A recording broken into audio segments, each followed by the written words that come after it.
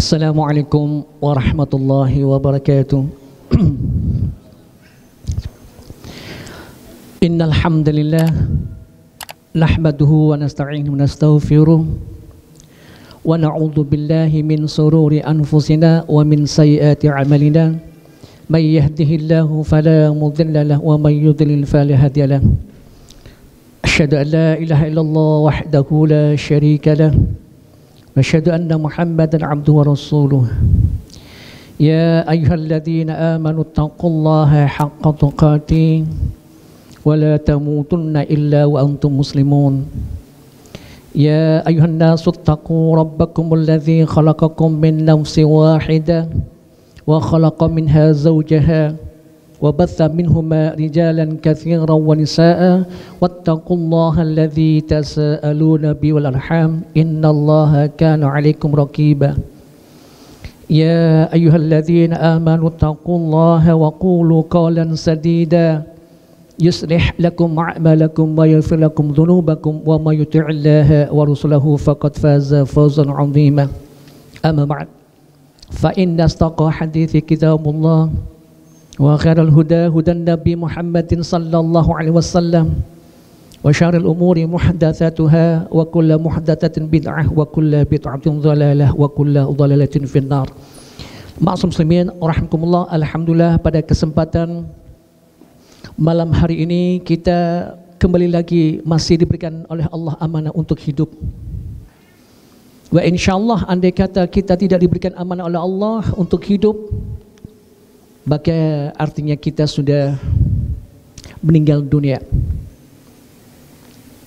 Sesakit apapun juga manusia, koma berapa bulan, 3 bulan, 6 bulan, kalau memang rezekinya itu masih ada meskipun hanya 1 teguk atau 2 teguk air putih, insya Allah tidak akan mati. Suatu misal, kita punya bapak atau ibu, kakek nenek atau keluarga kita sudah di koma mungkin 3 bulan, 6 bulan, bahkan 1 tahun. Setelah itu sadar, aduh nak, aduh keluargaku, saya haus sekali, tolong saya minta air. Diberi air 1 sendok diteguk, alhamdulillah. Lagi dikasih lagi 2 teguk, sudah ternyata setelah itu meninggal dunia. Artinya apa? Sekalipun 1 tahun, mungkin 2 tahun koma, kalau masih air tadi itu ya, jatahnya dia air atau nasi atau apapun, buah atau apapun juga, kalau masih ada sedikit pun ya rezekinya tersebut, maka orang tersebut masih hidup. Setelah dipenuhi semuanya oleh Allah, artinya orang tersebut tidak ada jatah untuk hidup alias meninggal dunia. Maka orang di sekeliling akan mengucapkan kalimat istriya, inna lillahi wa inna ilaihi raji'un. Termasuk tadi mau berangkat menjelang duhur dikontak, wah ini apa cukup waktunya ke Mojokerto, sebentar sepeda saya motor tua. Akhirnya sudah disolati di rumah, karena maaf memang saya tidak suka masjid yang berjarak, jujur. Jadwal khutbah Jumat saya di masjid-masjid berjarak saya kasihkan teman, kurang serk wallahi. Dan selama ini yang aneh, maksud muslimin rahimakumullah, sholat mayatnya itu rapat. Jadi saya mikir ini apa-apaan sebenarnya ini, sholat 5 waktu berjarak, sholat jenazahnya rapat, ini maaf yang gak benar kita atau syariat Islamnya. Makanya tadi sudah sholat di rumah, saya gak mau nyolat di sana, termasuk saya sholat sendiri di rumah. Makanya maaf kemarin saya tanyakan, berjarak enggak masjid itu? Enggak Ustadz, alhamdulillah. Termasuk di Nurul Huda, di Jagir Sidosermo, tidak berjarak, mulai awal tidak berjarak. Ini maksud muslimin warahmatullah. Jadi alhamdulillah masih ya ada yang masih enggak berjarak. Saya pikir kenapa 5 waktu berjarak? Apa COVID-nya itu datangnya pada waktu 5 waktu, sementara sholat mayatnya enggak, maaf di masjid yang lambangnya bintang, lambang matahari, lambang apapun juga, sholatnya itu mayatnya berdampingan, rapat. Tapi sholat 5 waktunya beberapa seminggu yang lalu hari Kamis ada yang meninggal juga, saya sentil. Maaf, saya sudah beberapa kali sholat di sini mengimami sholat mayatnya kok rapat. Sholat berjamaahnya kok renggang, ada apa? Maaf Pak Takmir ya, saya hanya memberikan masukan. Perkara diterima dan tidaknya saya sampaikan. Fakul inni bari'um mimma ta'malun. Sesungguhnya katakanlah sesungguhnya aku telah berlepas diri terhadap apa yang kalian lakukan. Yang penting sudah saya menyampaikan. Karena apa? Gak mustahil gitu Mas Muslimin rahimakumullah. Kemudian kalau memandikan masa mau berjarak dipertantang begini ya mayatnya. Lucu kan? Ini Mas Muslimin rahimakumullah. Baik, alhamdulillah Mas Muslimin rahimakumullah. Materinya sekitar perdukunan atau masalah ruqyah memang sangat tipis sekali, apalagi di medsos sekarang ini ya. Kalau antum lihat yang namanya ruqyah itu macam-macam, karena bedanya memang tipis. Maka itu ada istilah ruqyah yang syar'i ya, pakai qaf. Kalau orang Jawa ya, orang-orang kita mengatakan qaf itu jelas ruqyah. Seperti kalau kita membaca qul a'udzu birabbil falaq, baik qaf. Tapi kalau orang-orang Arab, Ampel, Gersik itu beda lagi. Qafnya jadi qaf. Qul a'udzu birabbil falaq. Ini maksud muslimin rahmatullah. Jadi ruqyah R U Q Y A H, ruqyah. Kalau ru'yah saja itu artinya mimpi atau melihat, seperti ru'yatul hilal itu enggak pakai qaf, pakai hamzah. Tapi ruqyah artinya yaitu jampi-jampi doa onen-onen suwu. Jadi umum. Maka dibedakan menjadi ruqyah yang syar'iyah dan ruqyah yang syirkiyah. Bedanya tipis sekali kalau kita tidak memahami. Ini maksud muslimin rahmatullah. Baik, kita akan membahas ya ruqyah yang syirkiyah. Baik, Mas Muslimin rahmatullah. Salah satu contoh dari ruqyah yang syirkiyah yaitu acara pemburu hantu. Kenapa dikatakan itu salah satu dari ruqyah yang syirkiyah? Ada beberapa hal poin. Biasanya kalau ada daurah saya menyediakan hadiah sarung atau mukena, dicatat. Cuman daurahnya 4 jam, makanya cukup enggak disingkat kayaknya kurang pas, nanti takut jadi salah paham ya. Makanya nanti insya Allah kalau belum selesai adzan, sholat, kemudian kita lanjut. Yang mau pulang monggo silakan, yang mau lanjut monggo. Karena apa? Kalau menunggu ceramah dulu sholatnya terakhir, takutnya nanti ada yang pingin sholat berjamaah, isya berjamaah nggak bisa, hanya ngomel-ngomel ngerutu nggak enak. Hanya makanya nanti sholat dulu, kita lanjut kajian. Yang mau lanjut mendengarkan tafadhol monggo silakan nyatoreh ya. Kalau mau pulang ya silahkan. Baik maksud muslimin, untuk membedakan itu ruqyah syirkiyah dan syar'iyah, maka kita ambil contoh ruqyah yang syirkiyah yaitu acara pemburu hantu. Yang pertama maksud muslimin rahimakumullah, dikatakan sebagai ruqyah yang syirkiyah, si ustadz tersebut menangani pasiennya perempuan kesurupan ya, atau tidak kesurupan, intinya dimasukkan atau bagaimana ya, kemasukan jin, itu langsung dipegang oleh si ustadz tersebut. Padahal maksud muslimin rahimakumullah, di dalam sebuah hadis yang diriwayatkan oleh Tabrani, Baihaqi dan Ar-Ruyani, dan ini insya Allah sanadnya hasan ya, maaf jayyid, jadi masih bisa diterima. Yang penting bukan hadis yang dhaif, apalagi dhaif jiddan. Maka hadis tersebut mengatakan li an yut'ana fi ra'si ahadikum bi muhitin min hadidin khairul lahu min ayyamusa imra'atan la tahillu lahu. Seseorang ditusuk dengan tombak yang terbuat dari besi, tombak yang tajam ya, ditusukkan dari kepala hingga tembus ke dubur, itu lebih baik daripada berjabatan tangan dengan wanita yang bukan mahram ya. Apalagi sekarang ini ya, pacaran-pacaran sepedanya nungkik ini, yang perempuan di belakang nyabu. Ini masalah muslimin rahmatullah, jelas tidak diperkenankan. Lebih baik orang itu ditusuk dengan tombak ya yang tajam, ditusukkan dari tombak tersebut, ditusukkan dari kepala hingga tembus ke dubur, itu lebih baik baginya daripada berjabatan tangan, bersentuhan dengan wanita yang bukan mahramnya. Kadang-kadang orang masih salah menyebutkan, maaf, kita tidak boleh berjabatan tangan kan kita bukan muhrim. Sinetron lagi. Habis sinetron, ya biasalah namanya sinetron. Sinetron Islami lagi, sudah merusak Islam. Ini masalah muslimin. Maka istilah muhrim itu salah. Yang benar mahram. Kalau muhrim itu orang yang sedang ihram. Ya, ketika pakai baju ihram itu ketika keliling Ka'bah, tawaf itu namanya muhrim, orang yang lagi ihram. Tapi yang kita laki-laki tidak boleh bersentuhan dengan wanita yang bukan mahramnya, ya, itu namanya mahram ya. Jadi bukan muhrim. Jadi mahram itu lawan jenis kita berarti perempuan. Ya, lawan jenis berarti kalau kita laki-laki berarti lawan jenis kita siapa? Perempuan.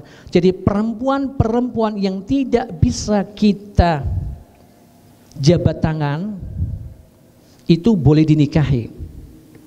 Adapun perempuan-perempuan yang boleh lawan jenis kita, perempuan-perempuan ya, yang boleh jabatan tangan berarti itu haram untuk dinikahi. Seperti siapa? Ibu. Boleh nggak kita dengan ibu kandung atau ibu persusuan itu kita jabatan tangan? Boleh, maka haram untuk dinikahi. Itu namanya apa? Mahram atau muhrim. Jadi kembali lagi, jadi mahram itu lawan jenis yang tidak bisa kita nikahi. Baik, untuk lebih jelasnya coba perhatikan di dalam surat An-Nisa insyaallah ya, coba.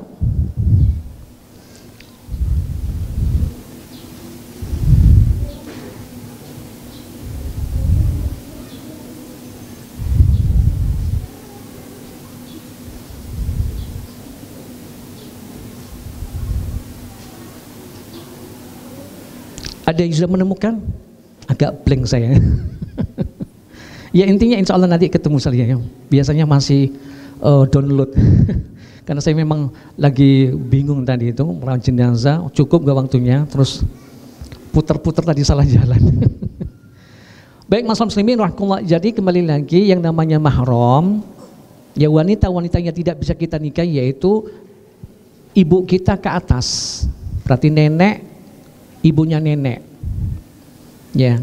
Kemudian saudaranya ibu kita, saudaranya nenek kita, ya. Jadi bibi. Kalau bibi tersebut punya anak perempuan, mahram atau bukan? Bukan mahram, bisa dinikahi ya, bisa. Maka kita nggak boleh jabatan tangan.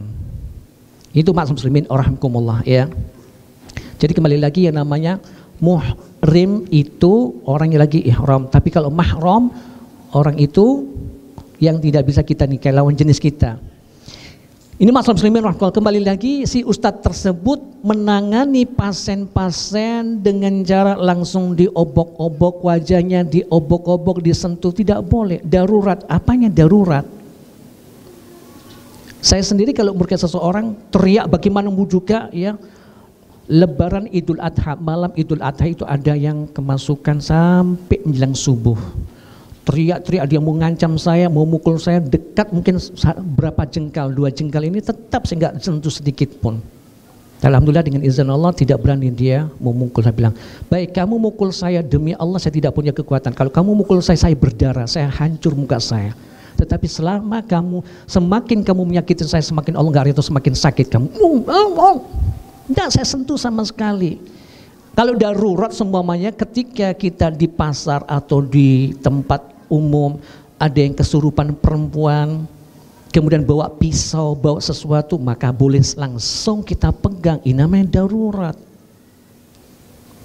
Sementara acara pemburu hantu sudah diumumkan seminggu atau pekan depan acara uka-uka pemburu hantunya di Lawang Sewu, di mana tempat-tempat yang angker itu sudah disetting, dalam arti sudah ada planningnya. Masa ustadznya tersebut dari Jakarta 3 atau 5 orang dari Jakarta naik pesawat ke Semarang atau ke Sulawesi atau kemana, beli tiketnya ratusan ribu, mampu beli sarung tangan 2 masa nggak mampu? Darurat apanya?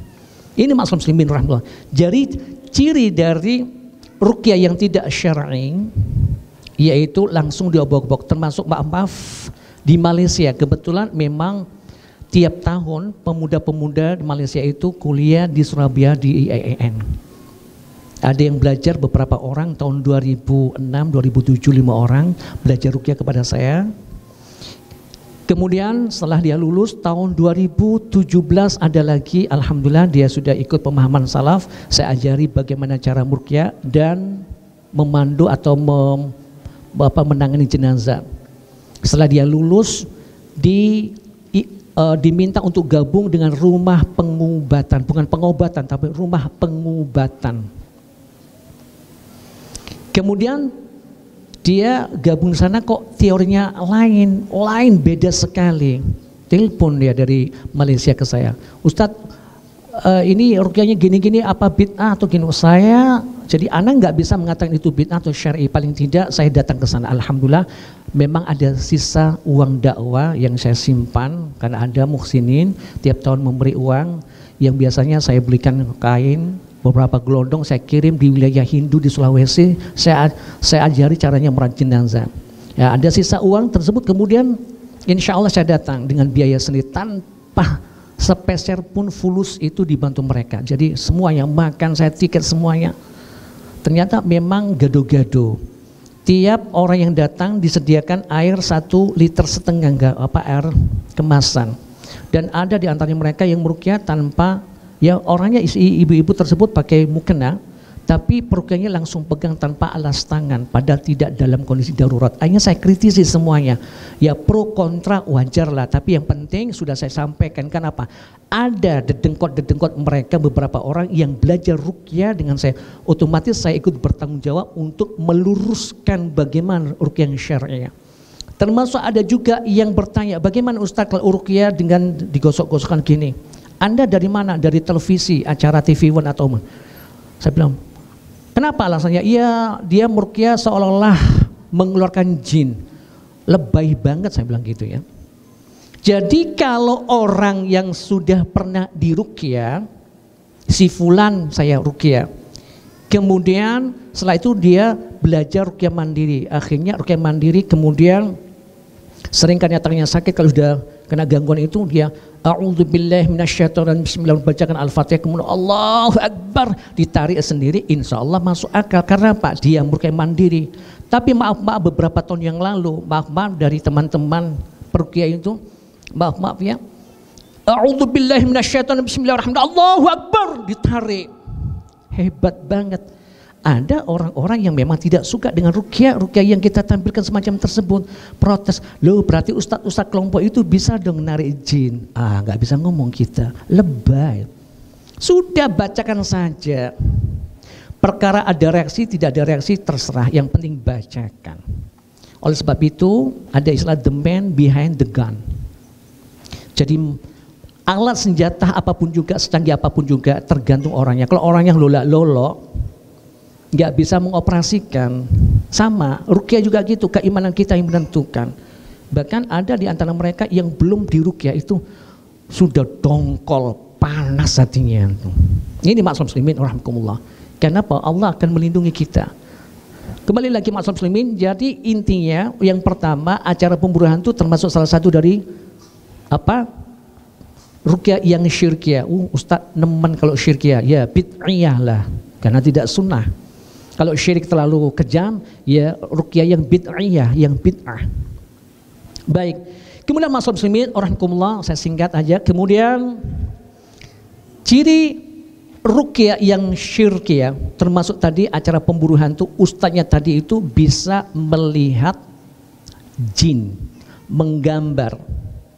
Matanya ditutup, kemudian ada kertas ditaruh di tembok, digambar. Oh ini jin penghuni gedung ini seperti kera atau monyet atau naga dan sebagainya. Bagaimana kacamata Islam memandang untuk berbicara masalah orang bisa melihat jin?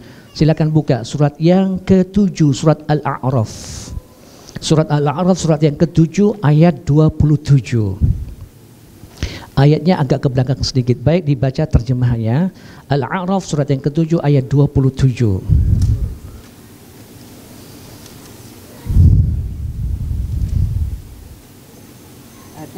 Ya artinya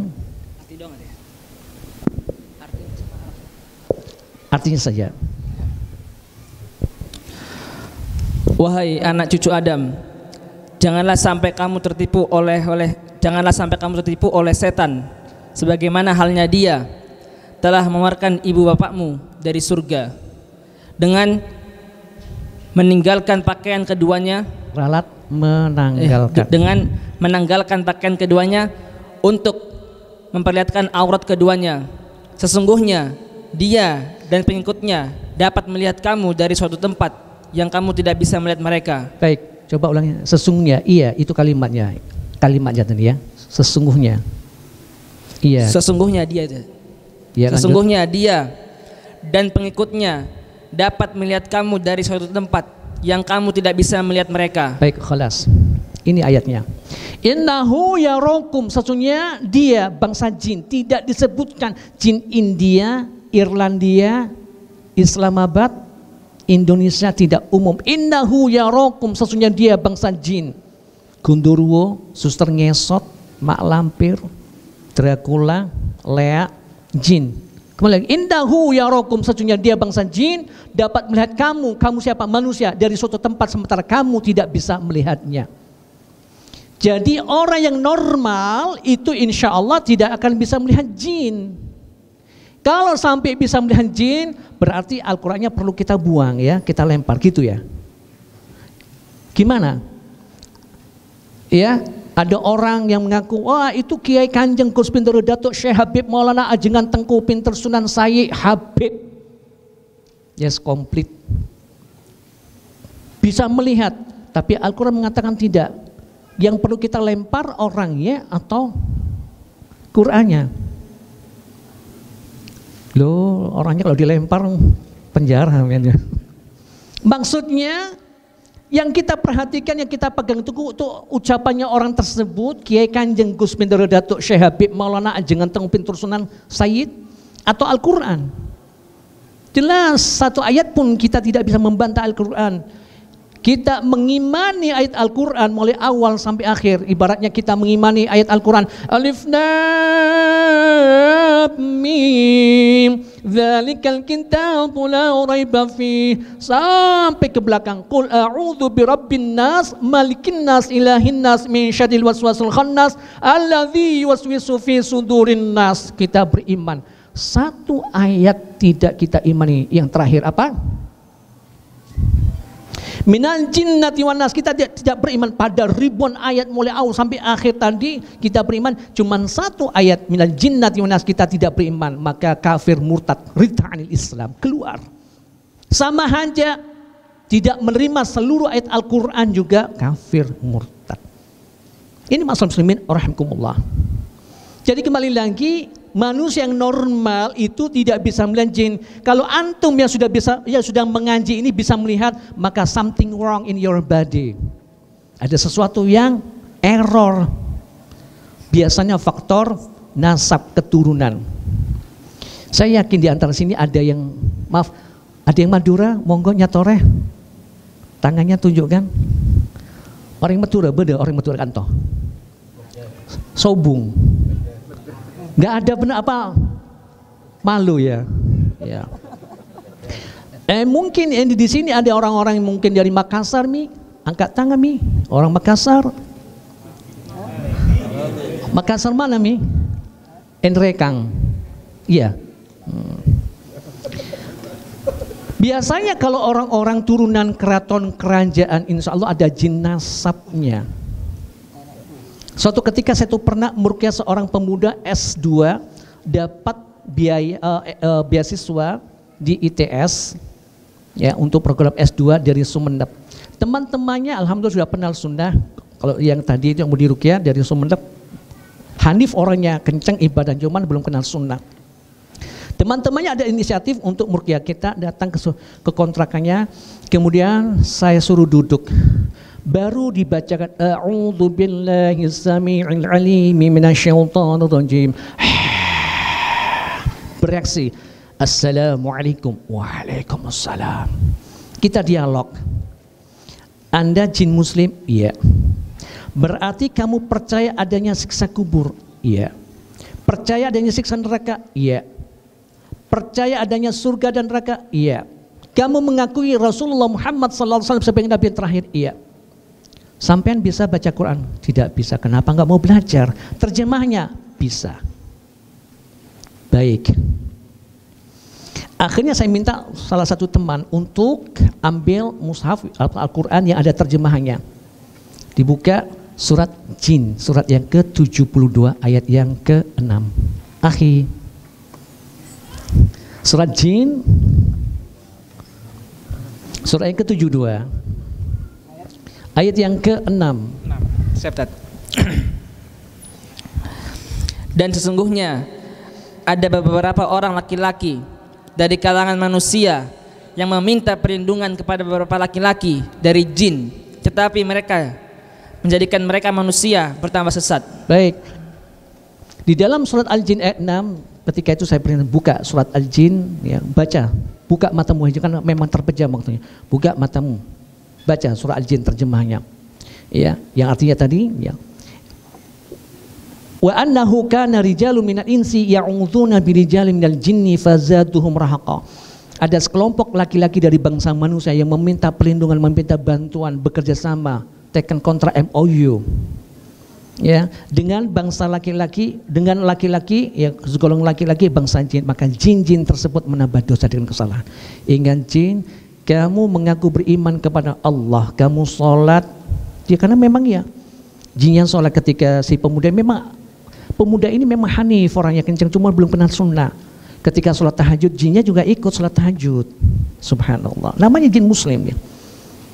Jadi kamu mengaku jin muslim, taat kepada Allah, tapi firman Allah surat Jin ayat 6 kamu langgar wahai jin. Apa kamu pantas mengaku jin yang beriman kepada Allah sementara firman Allah kamu langgar? Dia tertunduk. Baik, satu ayat sudah kamu langgar. Buka lagi, dia melanggar surat Al-Ahqaf, surat yang ke-48 ya, surat Al-Ahqaf.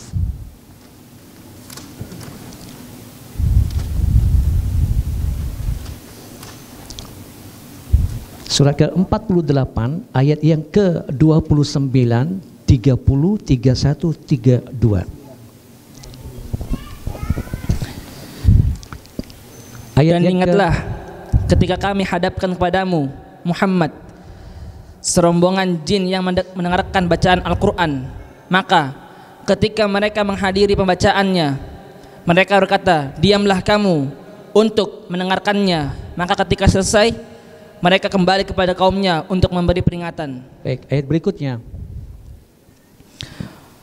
Mereka berkata, wahai kaum kami, sungguh kami telah mendengarkan kitab Al-Quran yang diturunkan setelah Musa, membenarkan kitab-kitab yang datang sebelumnya, membimbing kepada kebenaran dan kepada jalan yang lurus. Lanjut 30. Wahai kaum kami, terimalah seruan orang-orang Muhammad yang menyuruh kepada Allah dan berimanlah kepadanya. Niscaya Dia akan mengampuni dosa-dosamu dan melepaskan kamu dari azab yang pedih. Baik, 32. Dan siapa yang tidak menerima seruan orang yang menyuruh kepada Allah Muhammad, maka dia tidak akan dapat melepaskan diri dari siksaan Allah di bumi. Padahal tidak ada pelindung baginya selain Allah. Mereka berada dalam kesesatan yang nyata. Baik, ini ayat-ayat dibaca oleh mereka langsung tertunduk. Terutama ayat yang yaitu 30. Ya qaumana, wahai kaumku, ajibu da'iyallahi wa aminu bihi yaghfir lakum min dzunubikum. Wahai kaumku, ajibu da'iyallah, maka ikutilah, penuhilah panggilan atau da'i, seruan orang-orang yang beriman kepada Allah, kepada jalan Allah. Wa aminu bihi, dan beriman kepada yaghfir lakum min dzunubikum, maka insyaallah Allah akan mengampuni dosa-dosa kalian. Ya, wa yujirkum min azabin alim, dan akan menghindarkan kalian dari azab yang pedih. Wa man la yujib da'iyallah, barang siapa yang ingkar, yang tidak mengikuti ajakan atau seruan orang-orang yang mengajak kepada jalan agama Allah, falaysa bimu'jizin fil ardi wa laysa lahu min dunihi awliya, maka tidak ada seorang pun yang menjadi penolong baginya di dunia ini. Kemana saja engkau sembunyi, Allah Maha mengetahui. Dan mereka termasuk orang-orang yang sesat, tertunduk. Wahai jin, tidak pantas kamu mengatakan semacam tersebut, beriman tapi kamu Baik, kamu sekarang baca syahadat, tirukan. Baca syahadat, kemudian saya artikan, ditirukan dan bersumpah. Demi Allah, saya tidak akan masuk ke tubuh manusia manapun juga. Bila mana aku melanggar sumpahku, demi Allah, demi Allah, demi Allah, Allah akan mengazabku segera. Baik, sekarang kamu keluar, ucapkan salam. Tapi Ustadz dengan bahasa sopan dan lembut, karena Sumenep. Tapi Ustadz, tapi apa? Bagaimana perjanjianku? Kenapa? Dia keturun dari keraton Sumenep. Biasanya orang-orang keraton-keraton apa kerajaan-kerajaan tersebut ya mewariskan bukan hartanya saja, tetapi jin-jin turunan tersebut disuruh menjaga. Lantas bagaimana perjanjianku? Perjanjianmu itu dengan orang apapun juga haram hukumnya, tetapi perjanjianmu sampai mati sampai kiamat adalah syahadat. Jangan kamu kotori. Kamu bisa ya berbohong kepada manusia, tetapi kepada malaikat kanan kiri yang selalu mencatat perbuatan. Jangan kotori syahadatmu. Itu adalah perjanjian yang paling mulia. Tidak ada perjanjian yang mulia daripada syahadat tadi itu. Baik, sekarang kamu keluar. Tapi Ustaz, tapi apa? Aku melindunginya. Inna lillahi wa inna ilaihi raji'un. Kamu yang melindungi bukan Allah. Lantas kamu taruh di mana Allah? Pantas kamu mengaku beriman kepada Allah, menganggap Allah tidak akan bisa melindungi kamu. Baik, keluar kamu ucapkan salam. Assalamualaikum. Waalaikumsalam. Biasanya kalau orang kesurupan, dialog, kemudian jin mengucap assalamualaikum terus terjatuh, kemudian dia langsung sadar, berarti langsung keluar. Tapi kalau terjatuh, cek, lama nggak melek-melek, bohong jinnya, pites kakinya. Ayo yang ngerti welek dibohongin. Ada gitu. Ya, jadi ketika dia mengucapkan assalamualaikum, terbuka matanya, dia mengatakan Ustadz, iya. Ketika jinnya ke panglimanya tadi itu keluar Ustadz, dijemput oleh pasukannya. Cuman saya pikir kenapa tidak ngerukyahnya di masjid, saya suruh gabung di situ. Karena memang pernah saya ngerukyah ya seseorang, kemudian daripada kamu jaga rumah ini, mending jaga masjid saja lah. Kamu bisa kajian sunnah, kamu bisa sholat berjamaah, kamu bisa belajar dengan jin-jin yang muslim yang lainnya, dan sekalipun kamu bisa menjaga ya sepeda-sepeda atau apapun supaya tidak kecurian. Jadi enak manfaat jaga rumah ini, apa manfaatnya? Kamu tahu ya? Iya, sudah. Keluar, akhirnya ini cerita lain ya. Setelah itu keluar terus matanya masih gini dia. Ada beberapa detik. Ngapain? Ustadz, jin yang paling besar itu ngambilin satu persatu. Lucu ya. Ini masalah muslimin rahmatullah, kembali lagi. Jadi ya pemburu hantu kesyirikannya atau bid'ahnya itu karena apa? Yaitu bisa menggambar, melihat, ya menggambar atau melihat jin yang ada di lokasinya. Sementara tadi itu ya manusia tidak bisa melihatnya. Kalau manusia bisa melihat jin, maka itu ada sesuatu yang error. Biasanya jin nasab atau memang kena sihir. Dan memang sihir itu pasukannya berlapis-lapis. Tumbang satu, masuk lagi. Tinggal kuat-kuatan fulusnya. Karena orang ke dukun juga 50 juta, 100 juta. Ini maksud muslimin rahimakumullah. Ya, jadi kembali lagi ya. Kalau memang Anda atau antum ya sudah ngaji, tapi kalau masih bisa melihat itu something wrong, berarti antum harus perlu apa? Konsentrasi lagi, murukyah mandiri ya. Dan memang tergantung dari pemahaman. Semakin orang itu pemahamannya sunnah itu baik, insya Allah jin itu akan keluar dengan mudah. Karena apa? Ya berarti ngajari awak dewi, ngajari jinnya. Gitu maksud muslimin rahmatullah. Karena apa? Capek lah kalau kita terus-terusan minta bantuan orang untuk rukyah. Sementara kita tidak mau ngencengin ibadah kita sendiri. Ini maksud muslimin rahimakumullah. Baik maksud muslimin rahimakumullah. Termasuk juga masalah muslimin rahimakumullah ya.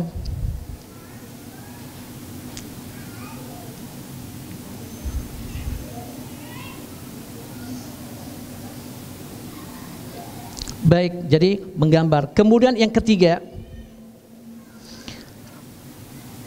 praktisi tadi di acara-acara pemburu hantu dan sebagainya yang itu jinnya diambil, dimasukkan kemana? Botol, subhanallah.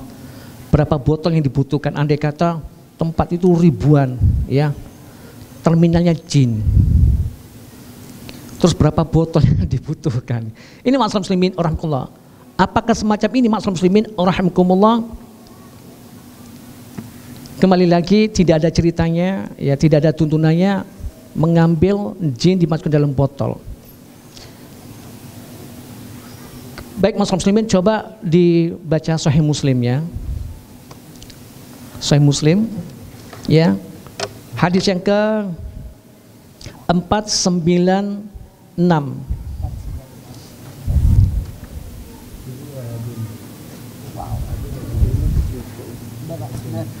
Ya, terjemahnya 496 dari Abu Darda radhiyallahu an. Katanya, pada suatu waktu ketika Rasulullah sallallahu alaihi wasallam sedang salat, kami mendengar beliau membaca, A'udzu billahi minka. Aku berlindung dengan nama Allah, dengan Allah dari kejahatanmu. Kemudian beliau membaca pula, Alunaka billah, alunaka al'anuka al'anuka billanatillah. 3 kali. Aku kutuk engkau dengan kutukan Allah, sambil beliau menjangkungkan tangannya seperti orang yang hendak menerima suatu.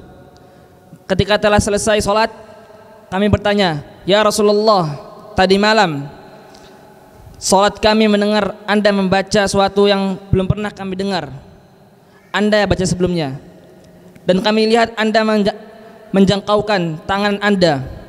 Jawab Rasulullah sallallahu alaihi wasallam, tadi musuh Allah iblis datang membawa obor menyala hendak dilemparkannya ke mukaku. Lalu ku baca, A'udzu billahi minka 3 kali.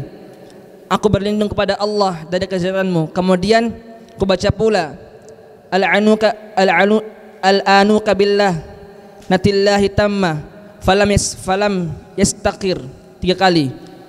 Kukutuk engkau dengan kutukan Allah yang sungguh-sungguh sehingga engkau celaka sebanyak 3 kali.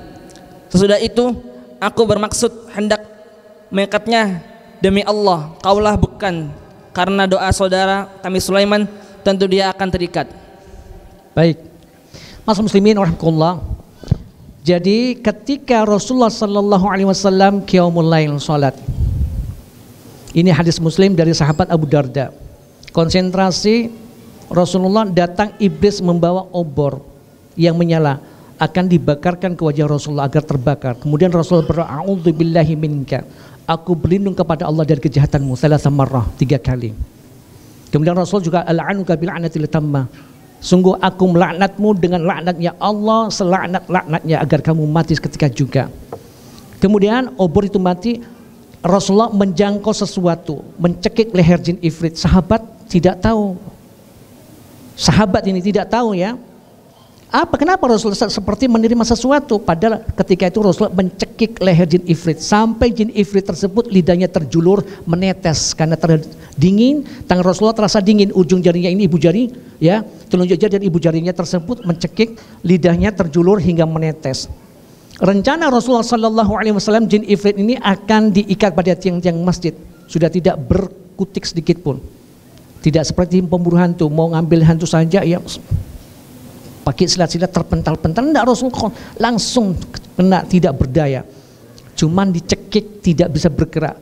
Coba andai kata seseorang dicekik dan orang yang dicekik tersebut ahli silat, tangannya kan masih bisa main ya, kakinya juga. Ini jin tidak bisa meskipun dicekik.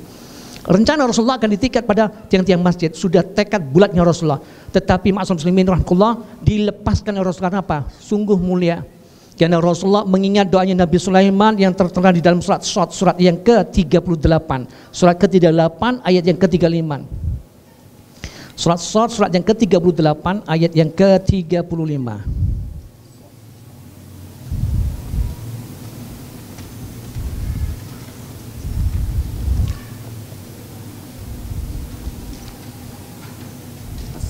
Ya, surat 35 ayat yang ke-38. Maaf, surat 38 ayat 35, baca. Ayat 3 Iya, surat 38, surat Shad ayat 35. Sungguh dahulu apabila dikatakan kepada mereka la ilaha illallah. Keliru. Ayat 35. 35 kan? Surat 38. Surat 38. Ayat 35. Sad apa Sofat? Iya. Sofat Sod apa? ayat yang ke-35. Oh, tak kira As-Sofat. Dia berkata, ya Tuhanku, ampunilah aku dan anugerahkan kepadaku kerajaan yang tidak dimiliki oleh siapapun setelahku. Sungguh Engkaulah yang Maha Pemberi. Baik. Kenapa Rasulullah SAW sudah mencekik jin ifrit tersebut tidak bergerak? Niat tekad bulat Rasulullah ingin diikat pada tiang-tiang masjid tapi dibatalkan. Kenapa? Sungguh mulia mengingat doanya Nabi Sulaiman di dalam surat yang ke-38 ayat 35. Qala Nabi Sulaiman berkata, Rabbi fili ya Rabb ampunilah aku. Wahabli mulkan la yanbaghi li ahadin min ba'di. Ya Rabb ampunilah aku dan anugerahkanlah kepadaku kerajaan yang tidak engkau wariskan kepada siapapun juga. Pertanyaannya, Nabi Sulaiman atau Nabi Muhammad sallallahu alaihi wasallam itu hidup setelah Nabi Sulaiman atau sebelum Nabi Sulaiman? Cocok mi. Ya, kata Rasulullah cocok mi. Ya. Nabi Sulaiman minta, ya Rabb jangan engkau anugerahkan, jangan engkau wariskan kerajaanku setelahku kepada seorang pun. Jangan engkau wariskan kerajaanku kepada seorang pun setelahku. Nabi Muhammad hidup setelah Nabi Sulaiman. Cocok, dilepaskan. Kenapa? Mengingat doanya Nabi Sulaiman. Lantas yang namanya ustadz pemburu hantu ataupun masukkan dalam botol, teori mana? Katakan syirik, oh kalau kejam bid'ah, ya jelas bid'ah ya sudah nggak ada kata lagi kalau begitu ya. Kalau nggak sunnah ya bid'ah, titik. Ini masalah muslimin rahimakumullah. Jadi inilah ciri-ciri para kahin dan dukun. Baik, karena sudah isya, ini baru sekitar 1/4. Kita lanjut sholat isya. Kemudian ya bagi antum yang mau pulang monggo, yang mau teruskan dengarkan tafadhol silakan. Baik, kita tutup dengan doa khatimah. Subhanakallahumma wa bihamdika asyhadu an la ilaha illa anta astaghfiruka wa atubu ilaik. Assalamualaikum warahmatullahi wabarakatuh.